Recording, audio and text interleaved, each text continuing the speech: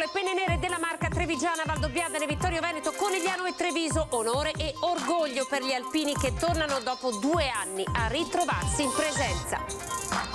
La grande emozione di ritrovarsi dopo i 2 anni terribili della pandemia nei video mandati dalle penne nere trevigiani, gioia e commozione nelle 4 sezioni della Marca all'ammassamento prima della sfilata. Padre di Venegazzù e figlia trapiantata a Rimini con la famiglia riuniti dalla dunata, l'abbraccio e il saluto ad Antenna 3 delle penne nere, centinaia messaggi arrivati durante la diretta. Treviso si è colorata di rosa nel giorno della festa della mamma, oltre 8.000 donne hanno partecipato alla corsa per sensibilizzare alla prevenzione contro i tumori, protagoniste donne di tutte le età. Il pronto intervento dei carabinieri e del personale sanitario ha salvato una donna che voleva gettarsi nell'Ivenza, provvidenziale la lunga telefonata con l'operatore del 112. 100 funerali, solo 27 battesime a Santa Maria del Rovere. Il parroco consegna al vescovo una riflessione sulla denatalità a Treviso. Monsignor Tommasi, urgono politiche per la famiglia. Troppe donne ancora costrette a scegliere tra famiglia e lavoro. La strada da fare per la parità è ancora lunga. Ne abbiamo parlato con la nuova consigliera di parità della provincia di Treviso, Tiziana Botteon. Buona domenica, ben ritrovati, reduce da questa meravigliosa sfilata finalmente dopo 2 anni in presenza alla 93esima Dunata Nazionale degli Alpini che le nostre telecamere hanno seguito già a partire da questa mattina con il lungo sfilamento. A partire circa dalle ore 15 è stata la volta del Veneto e con i 4 gruppi delle sezioni di Treviso. Andiamo a vedere. In alto i cuori, qui c'è il tricolore, in alto i cuori, qua c'è la storia di un reparto di artiglieria da montagna tra i più decorati dell'esercito italiano. Qua la boie, qua freme, qua c'è la nostra fanfara alpina.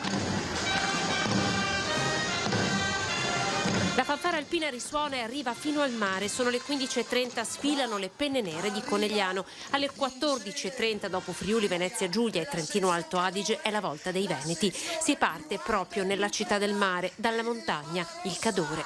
Battaglione Pieve di Cadore, vi saluto belle more, forse ci ritroveremo da richiamati, con gli zaini affardellati, non ti potrò scordare mai più. 100 anni di storia della sezione Cadore. Le Dolomiti bellunesi, Belluno e Feltre, onore e gloria, gli alpini custodi della montagna sfidano uniti. Alle 15.15 la volta della Marca trevigiana, rappresentata dalle sue 4 sezioni. Delle 4 sorelle inizia Valdobbiadene, 19 gruppi, 2000 soci. Sfila una parte di paesaggio storico italiano straordinariamente conservata e straordinariamente bella. E qua ci sono i pezzetti anche della nostra difficile storia e del nostro difficile passato. Sfilano con immutato orgoglio da 100 anni. 100 anni con i nostri vecchi, altrettanti ci auguriamo con i nostri giovani. Segue Vittorio Veneto. Arriva la sezione della città della Vittoria, la sezione di Vittorio Veneto.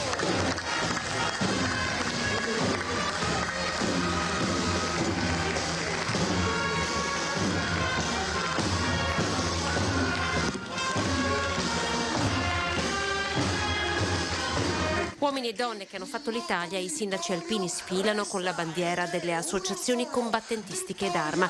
Torna la rinata associazione dei Cavalieri di Vittorio Veneto. Ecco le salmerie. Ciao Tony, ben è arrivato, grazie. E grazie soprattutto ai tuoi sconci, grazie al reparto Salmerie, grazie a questi uomini che con tanta dedizione continuano ad accudire e a curare questi animali straordinari. Conegliano, terra del 3° Reggimento Artiglieria. Conegliano, terra del 3° Reggimento Artiglieria. Conegliano con il suo coro che fa da corona. Conegliano con la sua fanfara che fa la musica. Conegliano con i suoi vigneti. Conegliano con la sua scuola enologica. Conegliano con il suo essere patrimonio UNESCO. Marco Conegliano con il suo presidente di regione. E poi Treviso, terra gioiosa e tamorosa. Sezione di Treviso, centenario di fondazione, terra del grappa, del piave, del Montello. Treviso sfila con orgoglio, il pensiero va al grande lavoro fatto in pochi giorni per rimettere in piedi un ospedale in pieno Covid, protezione civili e alpini insieme, una struttura che oggi ospita i profughi in fuga dalla guerra. La realizzazione di un ospedale Covid grazie al lavoro e al sacrificio del volontariato alpino in pochi giorni e davvero in un tempo record.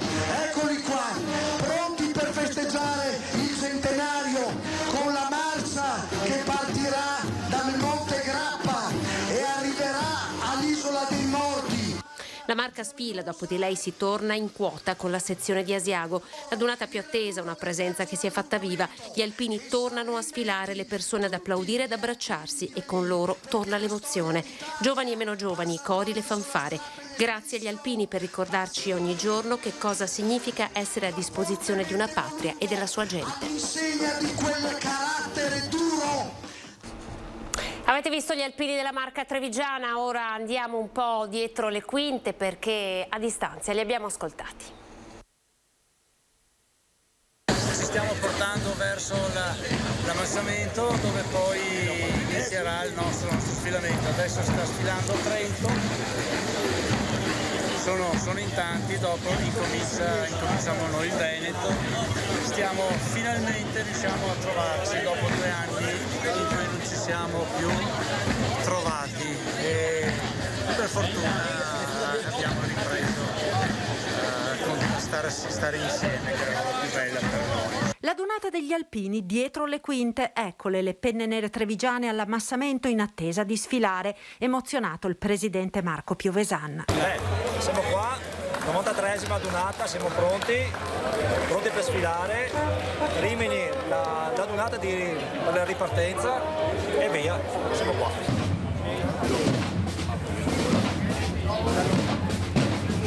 Che bello, dopo 2 anni ci si ritrova tutti assieme, allegria, festa e buon umore.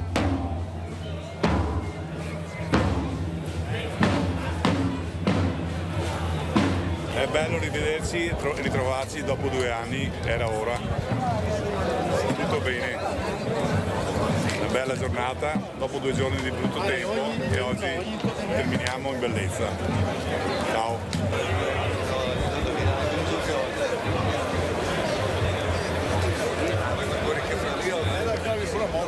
Il sentimento è unanime, l'emozione di rivivere il momento di condivisione più importante per gli alpini, quello della donata, dopo 2 anni terribili che hanno comunque visto le penne nere in prima linea nel contrasto alla pandemia, dal portare gli aiuti alla distribuzione delle mascherine, alle attività di supporto ai centri vaccinali e che ora sono nuovamente impegnati nella solidarietà alla popolazione ucraina. Lo stare insieme diventa quasi un momento liberatorio, di grande gioia. Ritrovarci dopo la pandemia che abbiamo avuto è stata una grande emozione e ci voleva, avevamo tanto bisogno di ritrovarci, di far festa. Credo che c'è tanta gente e dopo 2 anni abbiamo visto che siamo tornati attivi. Ovviamente ci mancava, dopo un paio d'anni ne avevamo bisogno. E a Rimini un papà ritrova la figlia che appunto da Venegazzu è andata a vivere proprio nella città del mare. Volevamo mandare un saluto a tutti gli amici di Antenna 3. Siamo il gruppo di Venegazzu, siamo molto lieti di mandarvi questo video e salutare, oltre agli alpini, anche tutti i familiari e arrivederci. Testa e cuore alpino è il gruppo di Venegazzu ad inviare alla nostra emittente un saluto proprio da uno dei campi allestiti per la 93esima donata nazionale. Un viaggio che riunirà anche uno degli alpini, Agostino Visentin, alla figlia Terry, che proprio a Rimini vive ormai da diversi anni con la famiglia. Ritrovarsi, anche grazie alla donata, che per gli alpini non è solo un momento per rinnovare una fede grande, ma anche un'occasione per stare insieme e condividere le gioie e i dolori con lo spirito che li contraddistingue. Dal sopralluogo di una settimana settimana fa per trovare dove posizionarsi, anche grazie al ponte con Terry, all'allestimento dell'accampamento in cui hanno trovato posto 5 gruppi, dalle cucine alle brandine alle grandi tavolate imbandite. Una donata che riporta sempre a quei valori della terra, della semplicità e della fratellanza che gli alpini testimoniano ogni giorno con la loro presenza. Questo è il gruppo di Selva del Montello. Selva del Montello, Biadene, Santa Maria della Vittoria, Venegazzu, Volpago e Castagnole. E allora, viva gli alpini! Facciamoci cin, vediamo, vediamo, vediamo, tutto il mondo fa cin, sollevando il bicchiere di vin, cin, e viva gli alpini, cin. Torniamo a Treviso, città che oggi si è colorata di rosa. Oltre 8.000 le donne questa mattina hanno partecipato alla camminata organizzata per sensibilizzare la prevenzione contro i tumori. Una grande e bellissima festa che ha visto protagoniste nel giorno della festa della mamma donne di tutte le età e soprattutto da tutto il Veneto.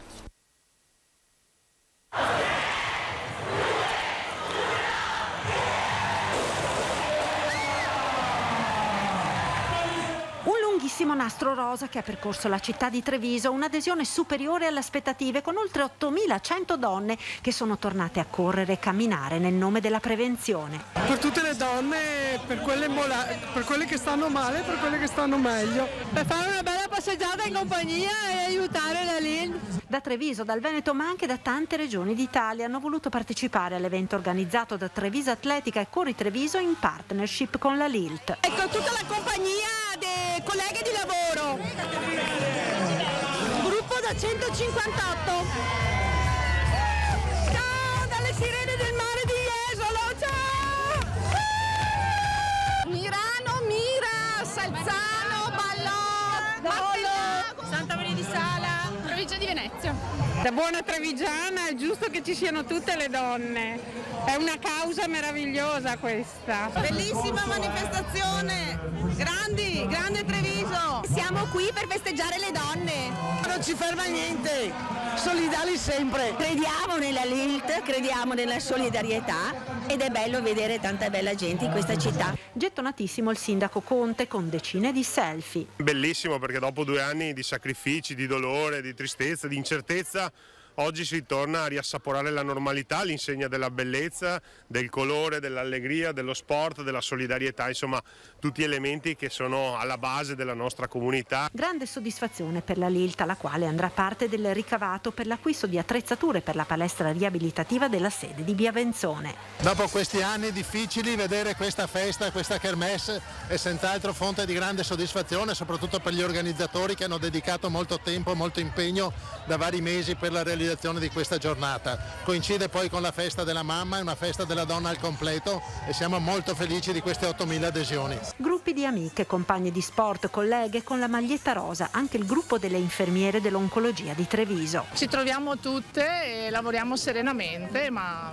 sì, le donne sono il nostro punto di forza. E che messaggio vuole lanciare alle donne oggi? Che ci siamo, quando hanno bisogno ci siamo. Ci sono mamme, nonne e figlie, chi corre per sensibilizzare le donne alla prevenzione, chi la battaglia contro il tumore l'ha combattuta o la sta ancora combattendo. 2 anni fa, poco prima del Covid e quindi con tutte le criticità del caso, ma diciamo che me la sono cavata bene e ci tengo a continuare in un percorso di salute. Noi siamo il simbolo di quello che abbiamo sconfitto e per capire che la prevenzione ci salva la vita, veramente, e la LILT ci aiuta in tanti modi per rimetterci in piedi, per superare, per farci sentire donne. Noi stiamo rivivendo nonostante una bestia di cancro e siamo felici di essere qui.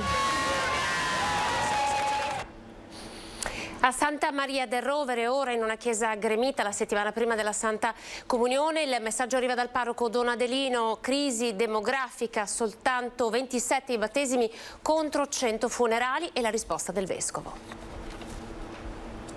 Noi inseriti in quel contesto demografico che spesso viene definito da culle vuote e da percentuali di anziani superiori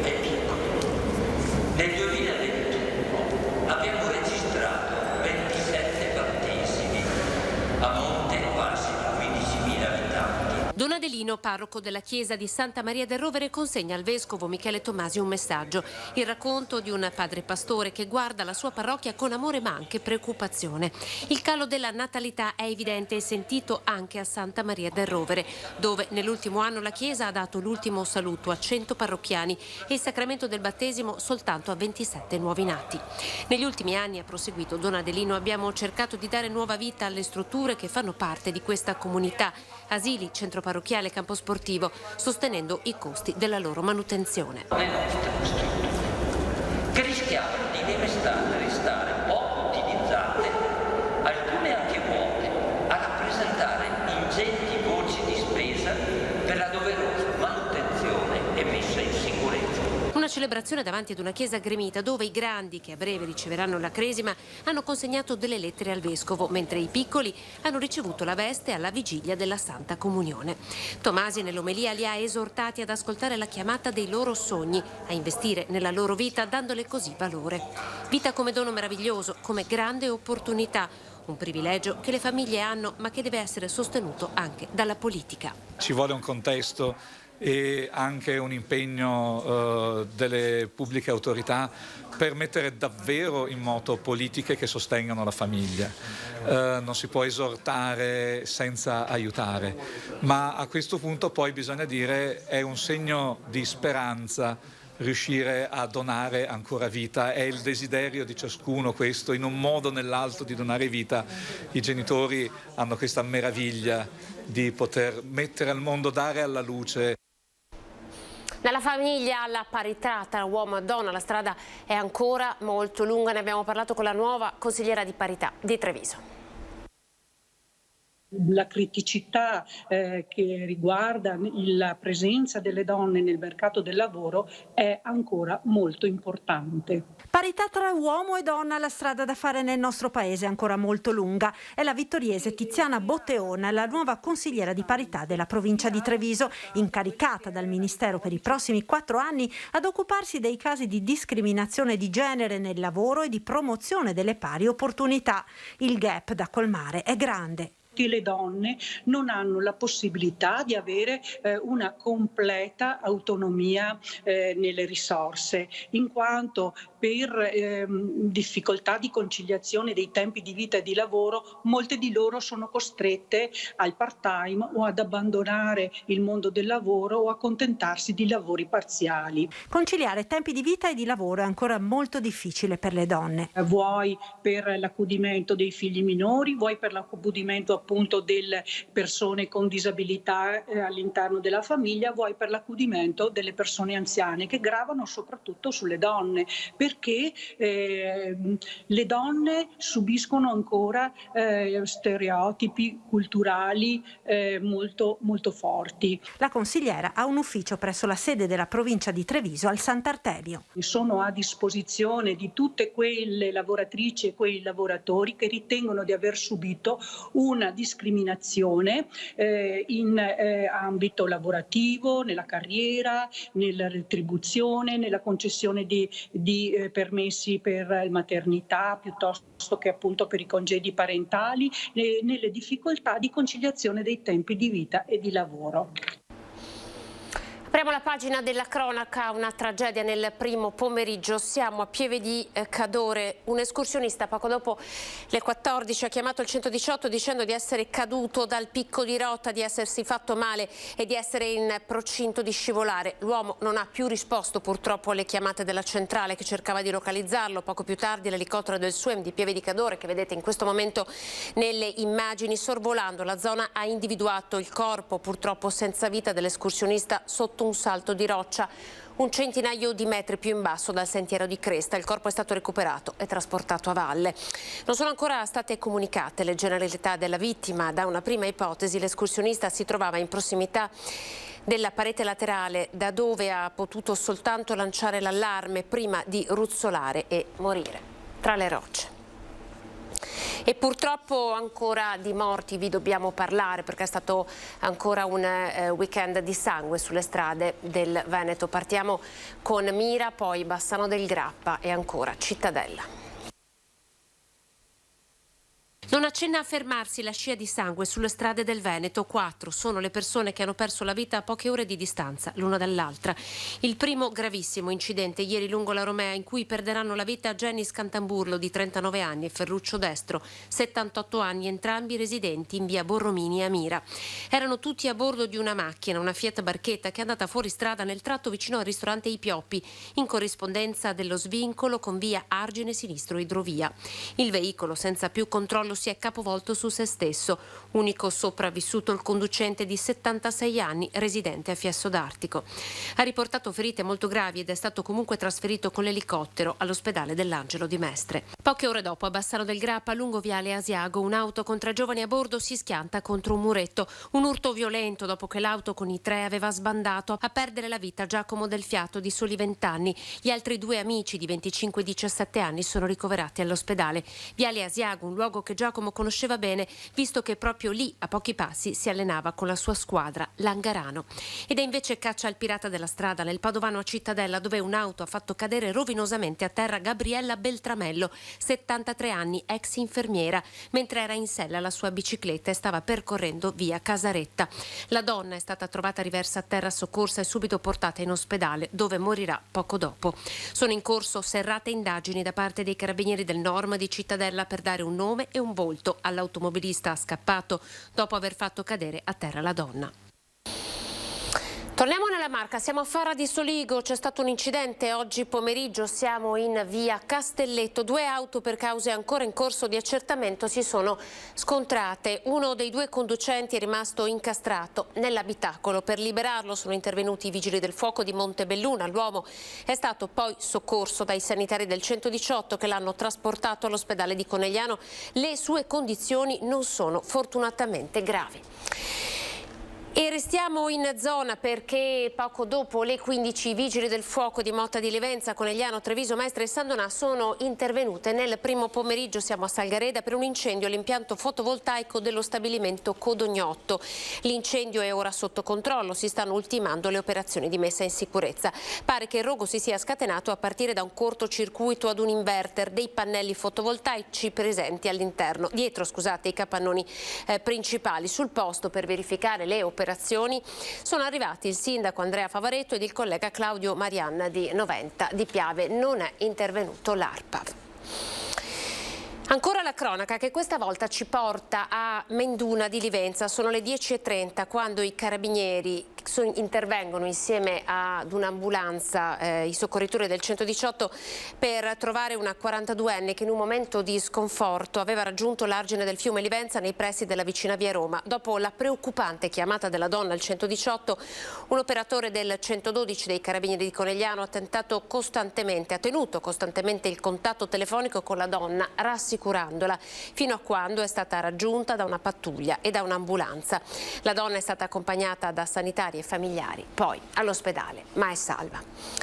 Ci fermiamo con questa notizia, ci vediamo tra pochissimi minuti dopo la pubblicità.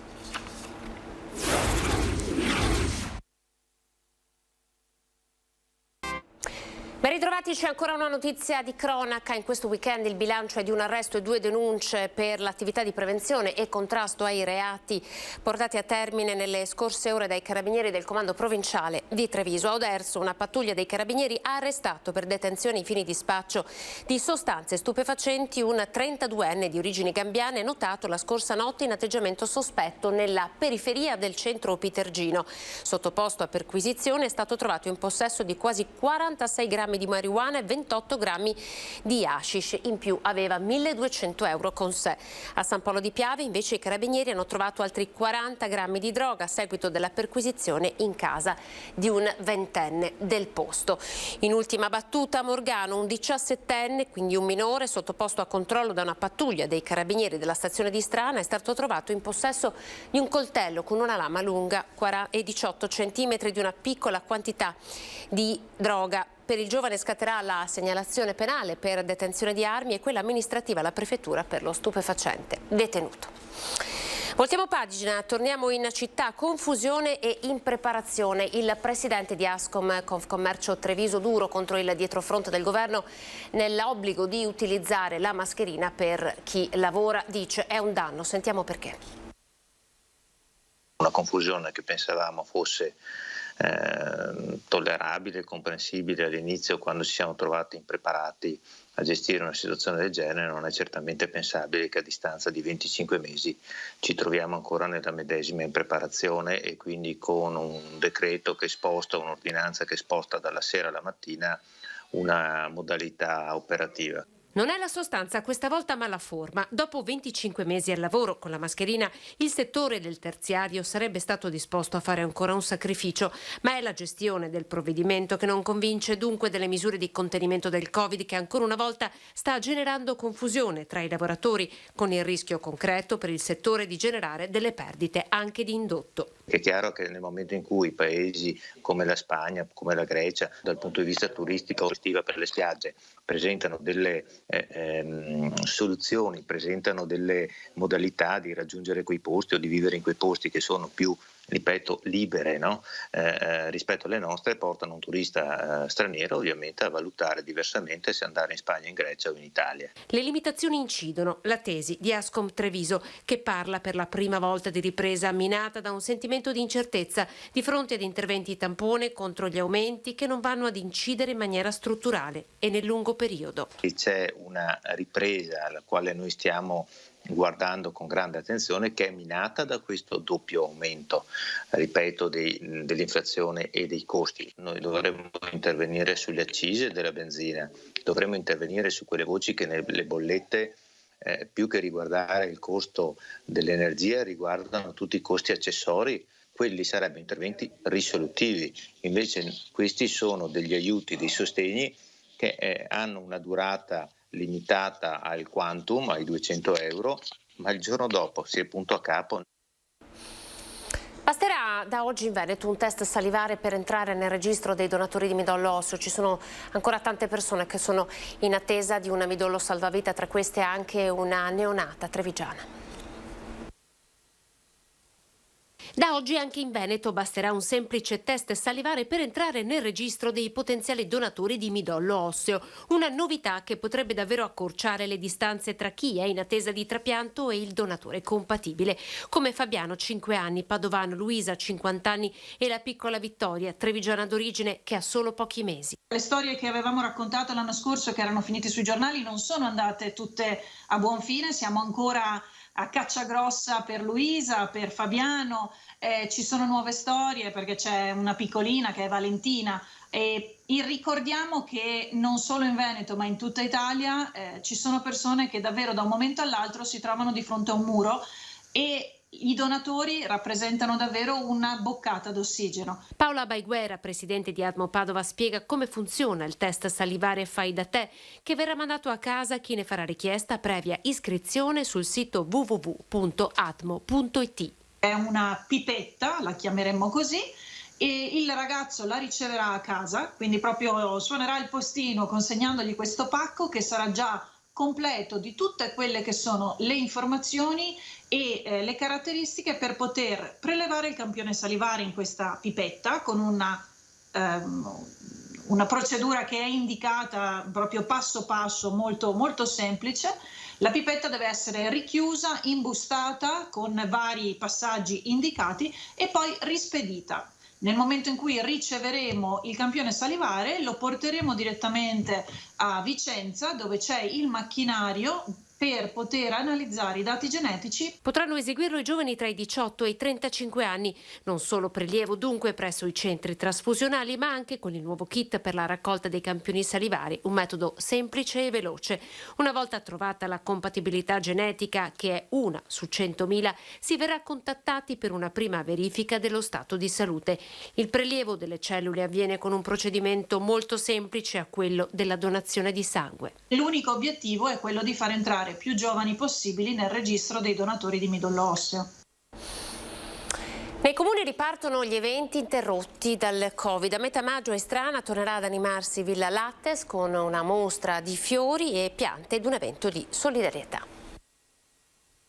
A Istrana il 15 di maggio avremo il piacere di riprendere con Fiori in Villa, quindi per valorizzare le produzioni agricole e enogastronomiche del territorio in Villa Lattes, e finalmente si riprende appunto con queste attività di aggregazione che ci mancavano. Villa Lattes rifiorisce grazie a Fiori in Villa, ma questa del 2022 è una primavera in senso più generale per i tanti eventi che nei comuni si svolgevano immancabilmente e con la pandemia hanno dovuto per forza di cose interrompersi, con tutte le conseguenze che questo ha portato ad attività economiche già fortemente provate dalla crisi, che le utilizzavano come importanti vetrine. A Fiori in Villa abbineremo anche quest'anno Istrana in Rosa, quindi questa manifestazione benefica anche con raccolta fondi a favore della Lilt, quindi invito tutti a partecipare a questi eventi perché aiutano sicuramente e danno anche solidarietà. Ed è bellissimo poter riprendere proprio a ritrovarci insieme e a valorizzare anche le nostre eccellenze. Come un grande ingranaggio, una comunità funziona se ciascuno fa la propria parte, sottolinea il sindaco Gasparini. La ripresa della normalità passa attraverso eventi che costituiscono una boccata d'aria fresca per le attività economiche, oltre che per i cittadini che visiteranno le manifestazioni. Tutti i nostri produttori adesso hanno più che mai bisogno anche di rilanciare i loro prodotti in questo momento ancora di difficoltà economica, e dargli sostegno, dargli visibilità credo che sia una cosa fondamentale da parte nostra, e come sindaci ecco è bello che anche si senta di fare rete tutti insieme proprio per promuovere e continuare a rilanciare il nostro territorio. E oggi 8 maggio è stata anche la festa della mamma. Vado a comprare un pensierino per la mia mamma, sperando che mio figlio abbia fatto lo stesso per me. E tanti auguri a tutte le mamme. Un pensiero d'augurio, semplicemente la gioia di stare tutti insieme. A Treviso la festa della mamma ha visto lavorare soprattutto i fioristi, gettonatissimi in mazzi e composizioni primaverili. Ma certo, un piccolo pensiero ci sta sempre, no? Per la moglie o per la mamma? Allora, per mia suocera e per mia moglie. Per tutte e due, perché mia mamma adesso qua non siamo di Treviso noi, però c'è mia suocera che è qua di Treviso, e quindi un pensiero ci sta anche a lei, che è la mamma di mia moglie e la sua mamma soprattutto. Stiamo insieme, che è una prima domenica dopo tanto tempo che non stiamo insieme tutti quanti, quindi stiamo insieme, questo è l'importante. Oggi è super mamma, tris. Festeggiamo la festa della mamma. Loro sono andati. Oggi è la festa della mamma, per cui pensa alla sua mamma, giustamente. Devo trovare una scusa anche questa volta, però oggi insomma dovrei farcela, scamparla. E visto che stamattina tantissime mamme e nonne erano impegnate alla Treviso in Rosa, è toccato ai papà occuparsi dei bambini e della festa. Sì, regalo la mattina appena svegliata, regalo alla mamma, quella mia invece un po' più tardi a pranzo. Adesso sono entrambe a fare la corsa in rosa e noi facciamo babysitter. Andiamo a fare un po' di rifornimento anche noi, abbiamo preso un bel mazzo di fiori alla mamma, abbiamo preso un bel mazzo di fiori alle mamme e alle nonne, che è importante festeggiare anche loro oggi. E quindi tanti? Auguri a tutte le mamme. E allora noi con questo bell'augurio ci fermiamo, vi ringraziamo ovviamente per essere stati in nostra compagnia, c'è il tempo per vedere le previsioni del tempo e arrivederci, buon proseguimento.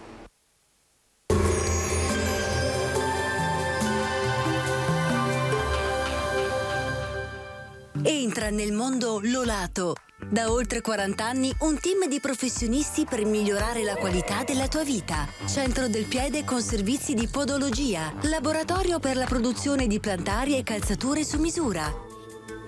Bentrovati al meteo. Pressione atmosferica in aumento, migliora il tempo e anche il clima sarà via via più caldo. Vediamo il dettaglio di lunedì 9 maggio. Sul Veneto torna a splendere il sole, il cielo si presenterà sereno o al massimo poco nuvoloso. Tuttavia nel pomeriggio saranno possibili degli acquazzoni in montagna fin verso le pianure limitrofe. Temperature in lieve aumento, minime tra 11 e 16 gradi, massime comprese invece tra i 22 e i 26 gradi all'incirca.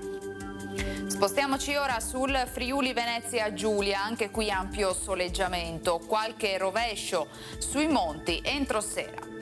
Temperature minime tra 11 e 17 gradi, massime sui 24-25 gradi. Infine diamo uno sguardo alla situazione del Trentino Alto Adige. Bel tempo inizialmente, ma come vediamo nelle ore pomeridiane saranno possibili alcuni temporali a carattere sparso. Temperature minime intorno ai 12-13 gradi, massime infine sui 25 gradi all'incirca. Dal meteo di Antenna 3 per ora è tutto, arrivederci al prossimo aggiornamento.